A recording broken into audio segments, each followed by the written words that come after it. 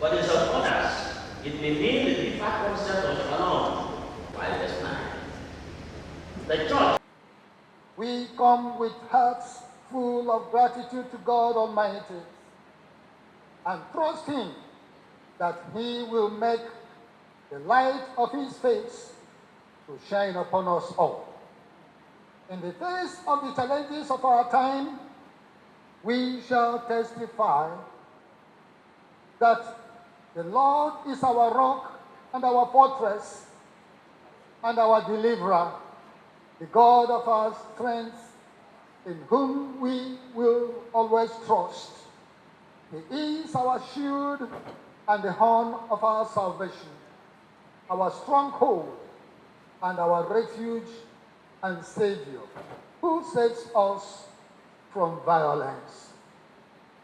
This God will continue to prosper you and your family. We thank the bishop, clergy, and laity of the Diocese of Niger Delta for your sacrifice and generosity in hosting this meeting of the church.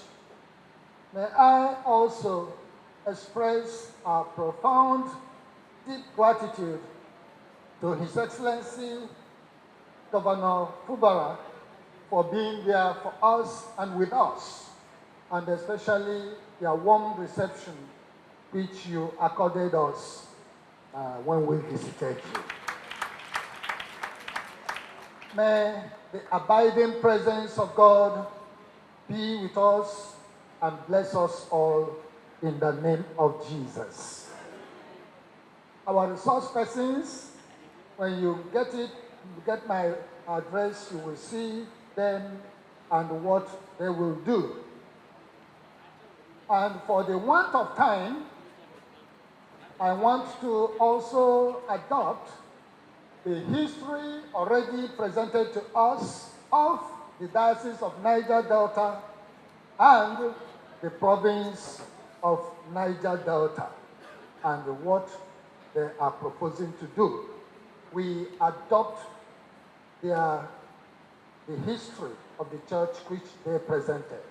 But when you get my address from page 4 through to page 11, you will see the history of this area and how the DNA of the Church of Nigeria was formed in this place. It is clear. National issues. First, tackling the intractable insecurity challenges. Nigeria was fast becoming a land flowing with tears and blood because the reality of terror, devastations, destructions, and fear are evident.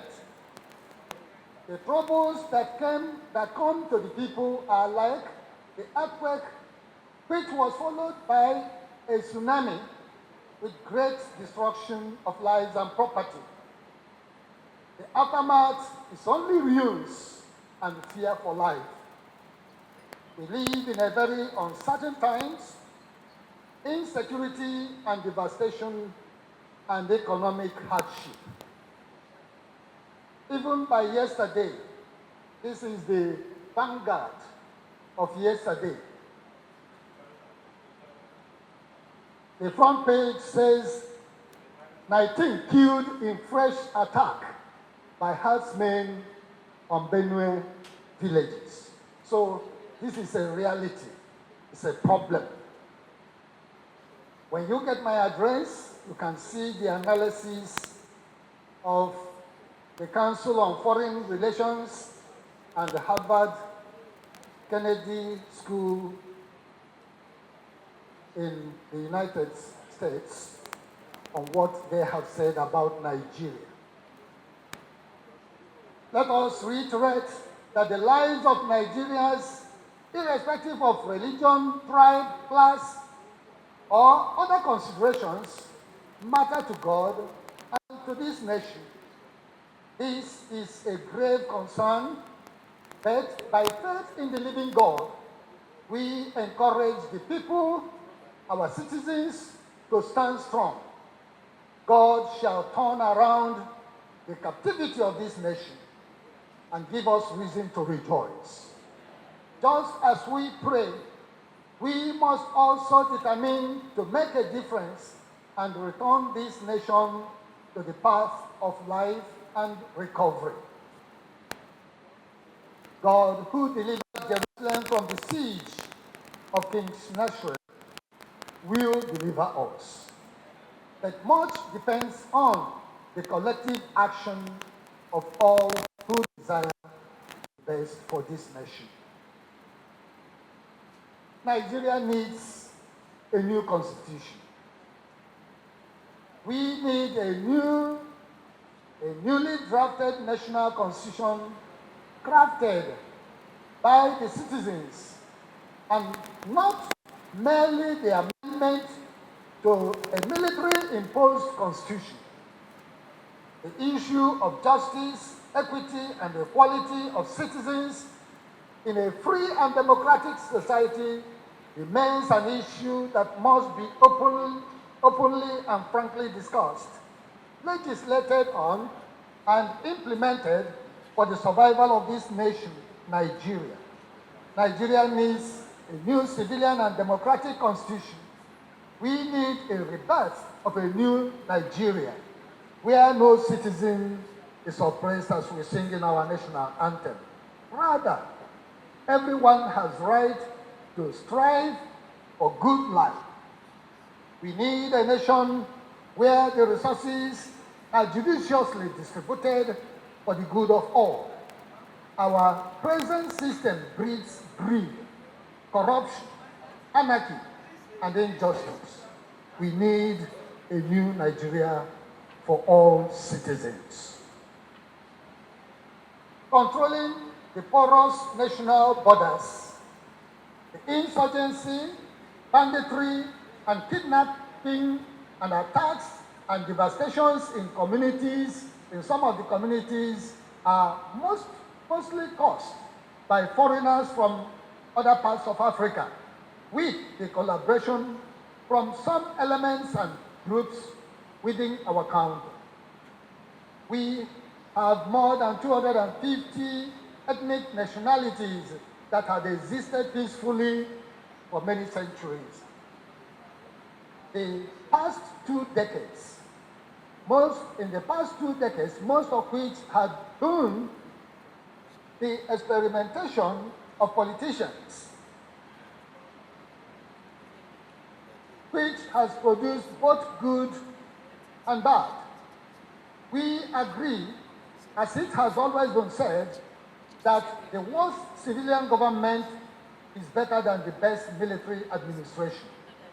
Over the years, Nigerian politicians have brought in foreigners from other countries in Africa in order to enhance their political advantage. Our young people have always been turned into political thoughts for their political campaigns. The foreigner who has no affinity or any stake in this country can do any havoc for the financial rewards he seeks after, no matter whether he is in the city or in the forest. In recent times, we have seen cross-border invasions from some of our neighboring countries. There is need to guard our national borders against marauders and raiders, and also to control the flow of illegal firearms. National reconciliation. It must be noted that the problems created by the first military coup and the ugly memories it left us with, and in fact, the Nigerian Biafran Civil War, and some other squabbles and upheavals within our country, which we are not very willing to speak openly, these need to be addressed. One has observed the constant publication of the different roles played by some people in the social media, by those who, if you trace it, were not even born at the time when some of these problems occurred. This we can also see in those leading agitations around the country. Some of the main actors in these historic events that are now shaping our nation's life and history are getting old, and that generation remains a great gift to Nigeria, and a good number of them are still influential in Nigerian politics. There should be, therefore, a deliberate effort to detoxicate Nigeria and bring a healing to the nation. Many people are hurting, and everyone seems to have bottled up some grievances against some of the leaders, against citizens, against some such sections of ethnic nationalities, against religious or political groups. These unhealthy issues and the endemic corruption and the looting that characterize our leadership, whether political, traditional, or religious, have poisoned the mind of the youth. One of the lasting legacies that President Bola Ahmed Tinubu can leave for Nigeria will be to tackle the foundational problems that attack sincere nation-building efforts. The establishment and setting out modalities for National Reconciliation Commission will go a long way to bring socio-political healing to our nation, Nigeria. Therefore, we call for the establishment of the National Reconciliation Commission for this purpose. This will help in addressing the current issues that we are having in our country. Nigeria's economic environment. Nigeria's economic environment could be described as uncertain and fragile, with galloping inflation at 34.8%, NPR at 27.4%, GDP growth rate at 3.6%, huge public debt burden, and the Naira exchange rate of 1,495 and 1,650 to a dollar at the official and parallel market, respectively. Furthermore, the outcome of the key government reforms, especially the floating of the value of Naira and the removal of fuel subsidies, have been far below expectation. No doubt, these two reforms further impoverished the already battered Nigerians as prices of food and fuel soared, eroding their real income despite government social intervention programs and increase in minimum wage. These remain serious incentives to productivity, coupled with fiscal policies that are not in tandem with monetary policies. Fiscal and monetary policies, we maintain, must always complement each other in the interest of our economy. Government's projection of 4.7% GDP growth and the inflation of 15% in the 2025 budget proposal will remain a mirage. It the relevant authorities do not strategically stem these monsters through realistic and sustainable policies.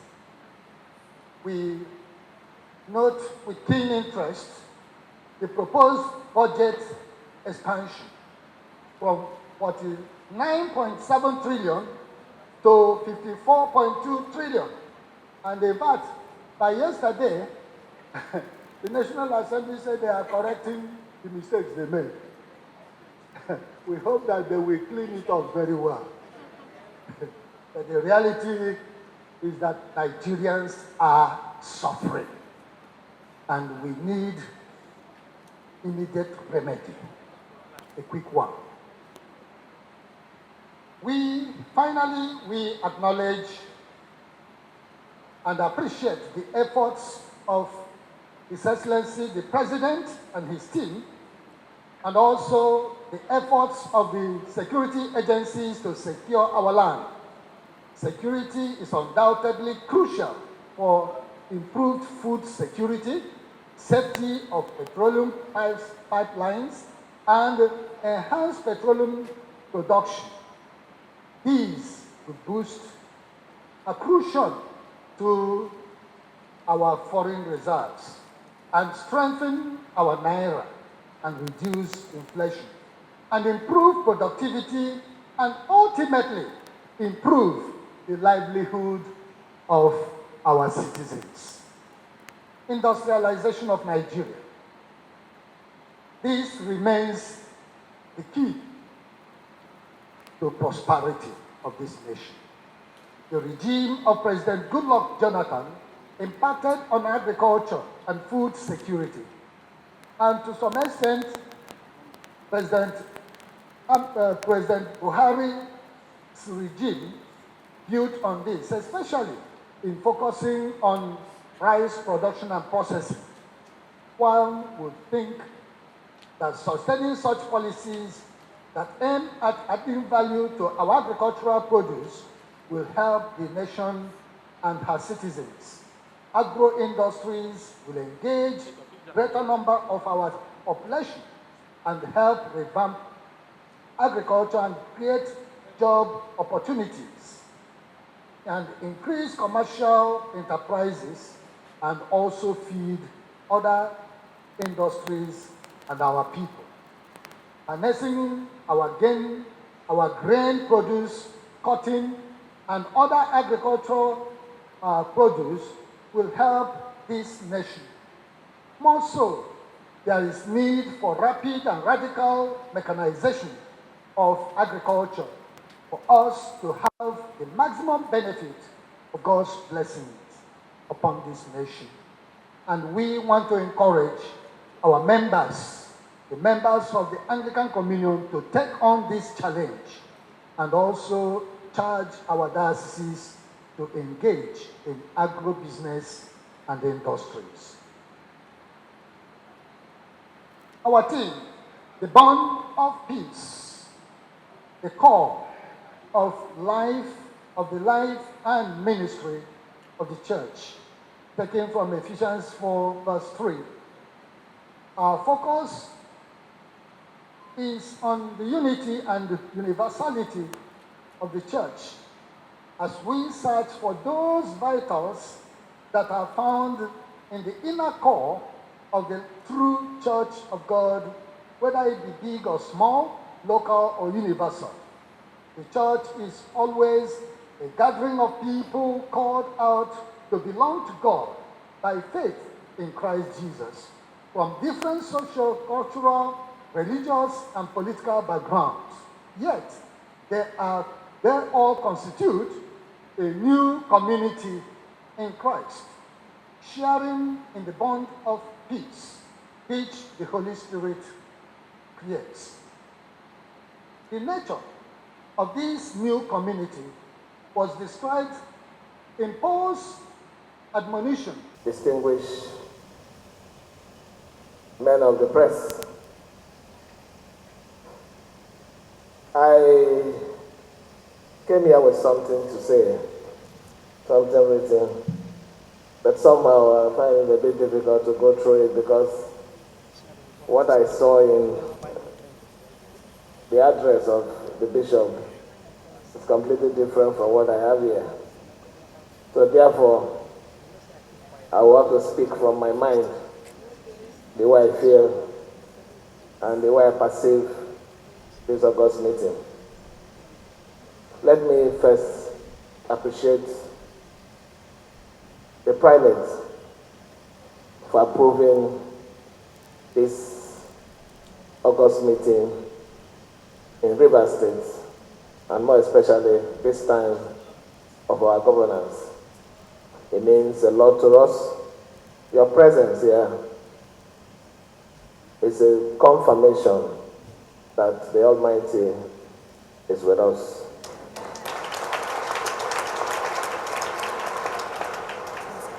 You can imagine what is happening spiritually here when Saint Clements are here and their wives, and prayers that are going on here and around River State for the purpose of this meeting.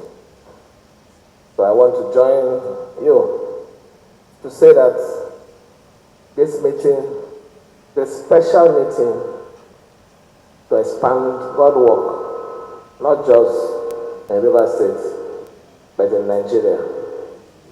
I've listened to the address by the bishop, and a few things that I mentioned there are not different from what we as a government has keyed into. Issues of security of life and property, welfare of our citizens when it comes to issues of healthcare. We also have aspects of youth development, which you're spending about 5 billion naira. I want to commend what you're doing and to assure you that the River State government, under my watch, will support the Church of Nigeria. We are partners. Government cannot do it alone. Government has to do it and succeed with the church. The church is the only place, even those people that are not committed Christians, but somehow they go to church. And when they continue to hear the word of God every day, they are compelled to change their ways. And in changing this way, it's one of the issues that I also mentioned here, to increase evangelism, to spread the gospel, to bring changes, positive changes in our lives and our environment. So I want to assure you that we will also support in expanding the work of God through evangelism, providing the necessary logistics. My supporters, when I mean my supporters, my ESCOs are not pastors. So the only thing we can do is to provide logistics for you to continue to expand your work in the very hand of God. I want to say here that we as a government will continue to partner with the church.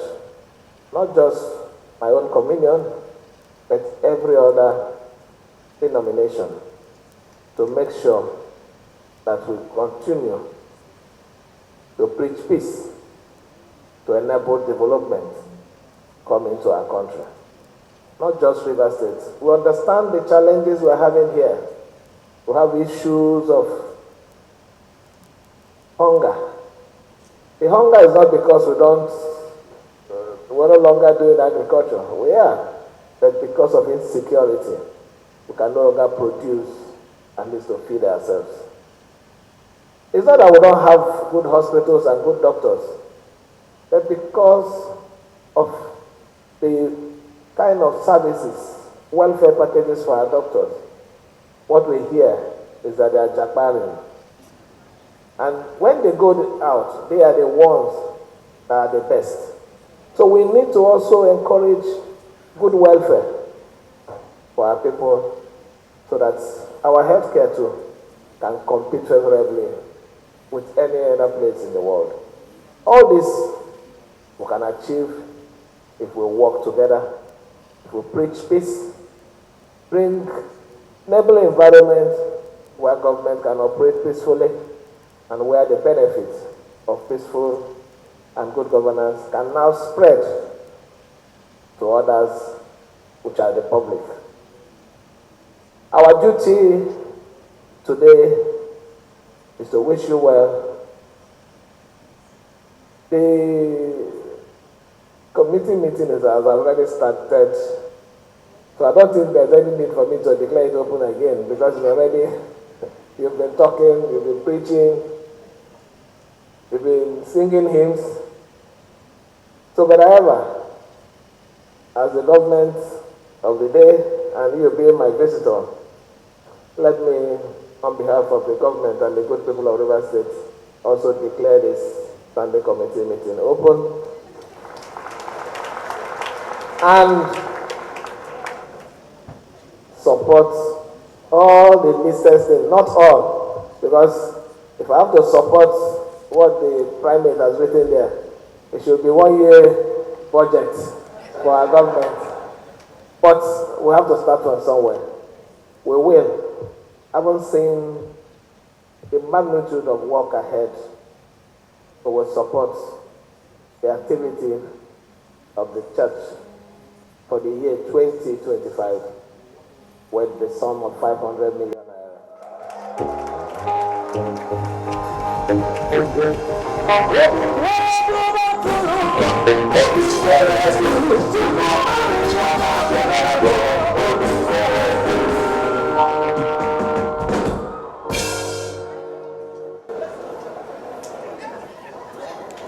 Thank you.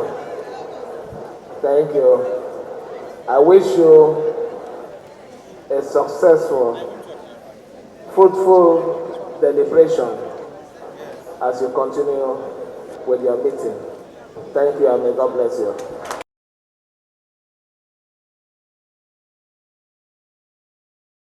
In Colossians 3:9-11, being one in Christ.